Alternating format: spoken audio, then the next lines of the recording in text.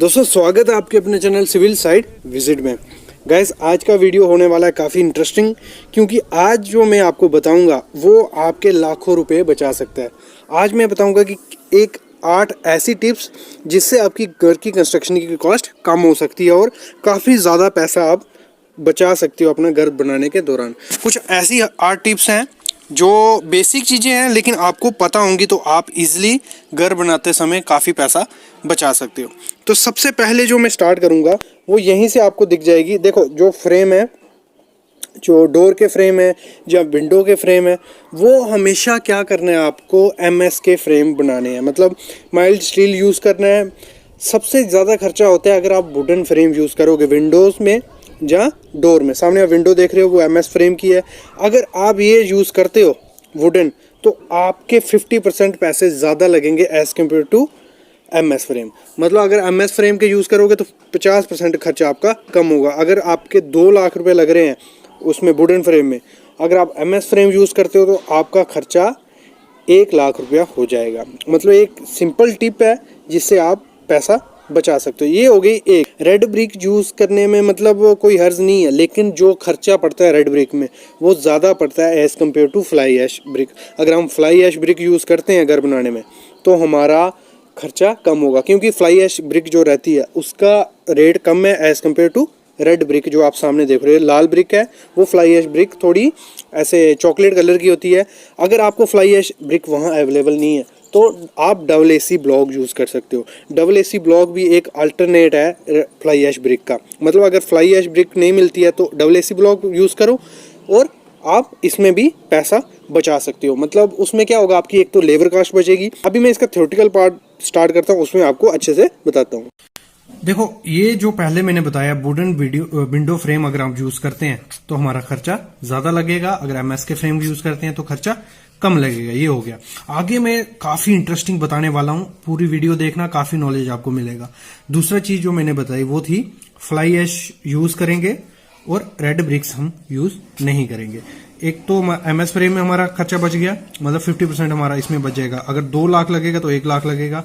और red brick में भी ऐसा ही होता है, मतलब हम रेड ब्रिक यूज करेंगे, रेड ब्रिक यूज नहीं करेंगे, फ्लाई ऐश करेंगे या AC ब्लॉक हम यूज करेंगे। ठीक है, ये हो गया।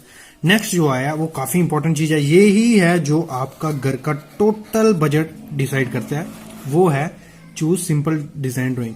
मतलब आपको जो ड्राइंग यूज करनी है वो आपको स्क्वायर शेप में मतलब यूज करनी है, ना उसमें ज्यादा एलिवेशन होनी चाहिए। एलिवेशन मतलब जैसे आपने देखा होगा प्रोजेक्शन निकली होती है, देखने में तो बहुत अच्छा लगता है घर, लेकिन उसमें सबसे ज्यादा कॉस्ट उसी में लगती है जो एलिवेशन वगैरह निकली होती है घर के बाहर। मतलब ऐसे आपने देखा होगा बीम बाहर निकला हुआ है, नीचे लटका हुआ है बीम, ये चीजें बहुत ज्यादा खर्चा कर देती हैं घर की। तो सिंपल डिजाइन यूज करना है। पॉसिबल हो आपका घर का डिजाइन स्क्वायर शेप में होना चाहिए, उसमें आपकी ब्रिक भी कम लगेगी और डिजाइन भी इजिली जो आपने लेबर वगैरह लगाई होगी वो जल्दी जल्दी काम करके खत्म कर सकती है अगर हमने स्क्वायर शेप में आपका डिजाइन होगा। सिंपल सा करना है, कोई उसमें एलिवेशन ज्यादा नहीं होनी चाहिए। ठीक है, देखो एक चीज और यूज करनी है, जहां भी आप प्लॉट लो उस एरिया में आपको रोड या वहां से मार्केट पास होना चाहिए। वो आपका 15% खर्चा बचा सकती है। अगर आप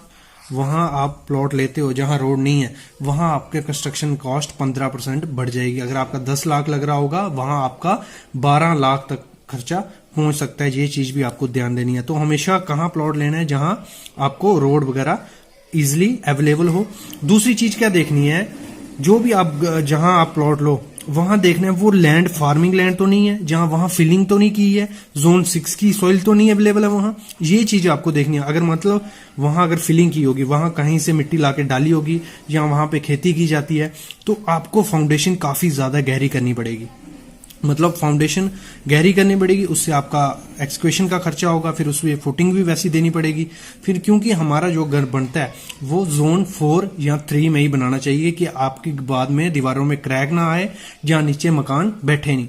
तो इसलिए क्या किया जाता है, जोन 4 में आपको बनाना होता है। लेकिन अगर आपने सस्ता देख के जगह ले ली कि ये सस्ती जगह मिल रही है एग्रीकल्चर लैंड है, लेकिन वहां आपको पेपर वर्क भी महंगा पड़ेगा एग्रीकल्चर लैंड में, दूसरा वहां फुटिंग भी डाउन में देनी पड़ेगी और काफी ज्यादा दिक्कतें आपको आ सकती हैं वहां पे। ये चीज आपको ध्यान देनी है जब भी आप वहां लैंड खरीदो और उसकी ड्राइंग करो। ये हो गए 3 चीजें हमारी। नेक्स्ट चीज आती है hire labour contractor for work. मतलब क्या करना है, जब भी आप घर बनाओ तो आपको टोटल कॉन्ट्रैक्टर नहीं हायर करना है। मतलब जो बोलेगा कि 1000 रुपए पर स्क्वायर फीट ले लेता हूँ, 1200 पर स्क्वायर फीट लेता हूँ, 800 पर स्क्वायर फीट ले लेता हूँ, ये कभी नहीं करना है। एक तो वो मटेरियल अच्छा नहीं लगाएगा, ठीक है। दूसरा वो आपको पड़ेगा महंगा। अगर आप कंप्लीट मतलब मटेरियल भी उसी कॉन्ट्रैक्टर का, लेबर भी उसी कॉन्ट्रैक्टर की, वो आपको महंगा भी पड़ेगा। आपकी मतलब जो मटेरियल यूज करेगा वो भी अच्छा नहीं होगा। तो आपको क्या करना है, लेबर कॉन्ट्रैक्टर हायर करना है। और वो भी लेबर कॉन्ट्रैक्टर कैसे हायर करना है, 5-6 कॉन्ट्रैक्टर को ढूंढना है, उन सबको अपनी मतलब उनको बोलना है कि अपनी कोटेशन दो, अपना रेट बताओ कि इसमें मैं ये करूंगा। और उसी दौरान आपको ऐसे बात करनी है कि आपका सब क्लियर हो। मतलब कि इतनी लेबर दूंगा, इतना पैसा रहेगा, मतलब क्लियर बात करनी है। और आपको लेबर कॉन्ट्रैक्टर हायर करके काम करवाना है और खुद सुपरविजन करनी है, ठीक है। तो उससे भी आपका खर्चा कम होगा, मैं गारंटी देता हूं। अगर आप लेबर कॉन्ट्रैक्टर के साथ जाते हो, मटेरियल प्लस लेबर कॉन्ट्रैक्टर के साथ नहीं, ये चीज भी आपको ध्यान देनी है। ये होगी हमारी 4 चीजें।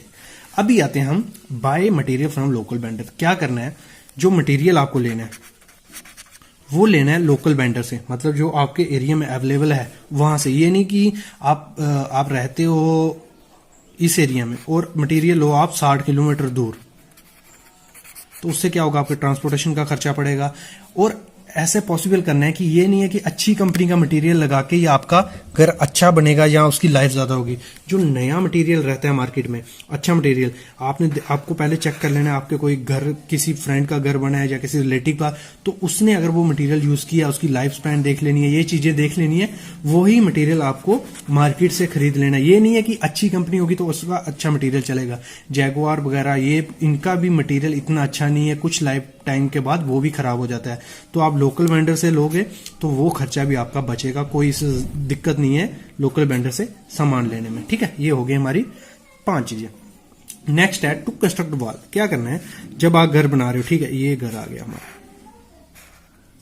जो मेन दीवारें हैं, ये दीवार बाहर वाली, ये दीवार, ये दीवार, ये दीवार, मतलब जिन दीवारों पे लोड आने वाला है वो आपने करनी है 9 इंची वाल। वो वॉल आपकी रहेगी 9 इंची।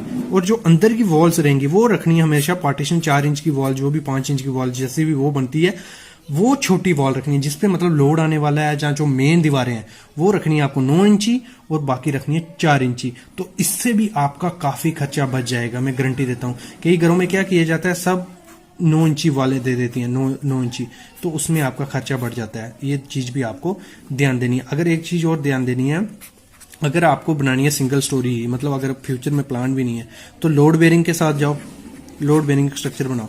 अगर आपको मतलब फ्यूचर में है कि डबल स्टोरी करनी है तो कॉलम वगैरह प्रोवाइड कर लो, उसमें भी खर्चा बचेगा। अगर आपने अभी कॉलम, पहले स्टोरी में कॉलम प्रोवाइड नहीं किया, दूसरी स्टोरी में कॉलम प्रोवाइड करोगे, मतलब दूसरे टाइम की हम बाद में कॉलम देंगे फिर ऊपर उठाएंगे, तो वो तोड़ने फोड़ने का इतना ज्यादा खर्चा पड़ जाता है कि आपका जितना दूसरी स्टोरी बन जाए, काफी ज्यादा महंगा पड़ता है अगर आप बाद में तोड़ के कॉलम दो। इसलिए पहले ही डिसाइड रखना है, मतलब जो भी घर बनाओगे आपको उसको फ्यूचर की प्लानिंग के लेके चलना है कि मेरे को ऊपर स्टोरी बनानी है, नहीं बनानी है, या ऐसे सिंगल रखनी है। ये चीज भी आपका काफी खर्चा बचा सकती है। नेक्स्ट चीज पे हम आते हैं। नेक्स्ट है फ्लोरिंग। देखो, फ्लोरिंग में भी काफी ज्यादा खर्चा हो सकता है, तो फ्लोरिंग हमेशा आपको चूज करनी है। मैं बोलता हूं टाइल की फ्लोरिंग यूज करो। आजकल टाइल के मार्केट में इतने अच्छे डिजाइन है, इतनी इजिली आपको सस्ती टाइल भी इतनी अच्छी टाइल मिल जाएगी कि आपको कोई दिक्कत नहीं है। अगर टाइल में, मार्बल में आपको कभी नहीं जाना है, ये आपको ध्यान रखना है कि मार्बल आपको फ्लोरिंग करनी नहीं है, आपको जाना है टाइल फ्लोरिंग के साथ हमेशा, ठीक है। अगर आपको टाइल फ्लोरिंग भी महंगी लगती है तो आप सिंपल ग्रेड स्लैब डाल के ऊपर मार्केट में कारपेट आते हैं, जो पीवीसी के कारपेट रहते हैं, पूरे टाइलिंग की आपको लुक देंगे। वो अच्छे से एक लेयर डाल के उसको चिपका देंगे, तो आपको कभी मतलब ऐसा लगेगा नहीं कि वो टाइलिंग नहीं है। तो वो भी आप चूज कर सकते हो, वो भी आपको सस्ता पड़ेगा। मतलब हमेशा आपको टाइल फ्लोरिंग करनी। मार्बल फ्लोरिंग में क्या रहता है, एक तो उसकी ये है कि लाइफ उसकी ज्यादा है, लेकिन आज मार्केट में टाइल भी ऐसी अवेलेबल है जिनकी लाइफ भी ज्यादा स्पान तक है, और जो टाइलिंग का रेट पड़ता है वो काफी कम पड़ता है एज कंपेयर टू मार्बल। तो टाइलिंग की फ्लोरिंग बेस्ट है, ठीक है। ये हो गया। नेक्स्ट आते हैं हम स्टील पे। देखो, स्टील आपको यूज कौन सा करना है। देखो, ऐसे तो काफी कंपनीज अवेलेबल है, पहले मैं नाम लिख दूंगा, जिंदल कामधेनु। ये जो कंपनीज हैं ये स्क्रैप में से स्टील बनाती हैं। मैं इनका डिफरेंशिएट करता हूँ। इनकी सेफ्टी फैक्टर होता है 2%।